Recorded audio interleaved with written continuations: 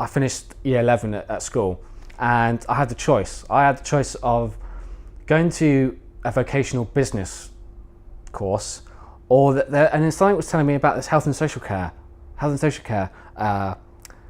course. And again, it was all females, and you think, oh, that's a good thing, or around females all the time. And I was thinking, oh, okay. And I thought at the time, well, I'll go with business because I knew that there's loads more prospects and business, etc., human resources, etc., like that. And funny enough, I considered it, and I went with business, and the business fell through. It wasn't for me. Excuse me. And then experience one led to another, from lifeguard to a dementia care assistant at a dementia care home, and then I worked at the hospital. And then, funnily enough, that journey kind of came back to health and social care. So it was funny how I had that option right at the beginning and I didn't choose it. Whether you think that fate is going to bring you back, but don't conform to other people. Know who you are to do what you want to do. So occupational therapy, it's all about occupation. So it's not just a job. It covers 3 areas. So I'll give you a bit of theory. You've got self-care, which is everything that we do, the things that we do day in, day out, washing, cleaning, that perhaps we take for granted. And you've got leisure, which is the leisure activities like rugby, for example, and etc.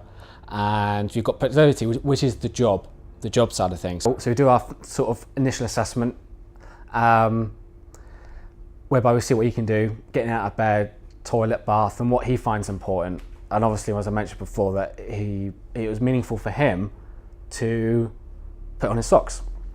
And he found his own way. He strapped in his strap in one foot, which he did pretty much by himself, and he somehow levered his other leg up using the weight of the strapped foot. And I was like, oh, I would never think of that. So that was a positive thing for him, and it's also a positive thing for me that what I'm doing is right. So I felt quite like this is what OT feels like. This is what I want to do. Academic isn't my strong point, but the course and the university course and the course itself is quite hands-on, so that kind of assisted my learning style and approach with things. So yeah, I play rugby, so it's kind of quite active and sporty as well, so that kind of assists with it really.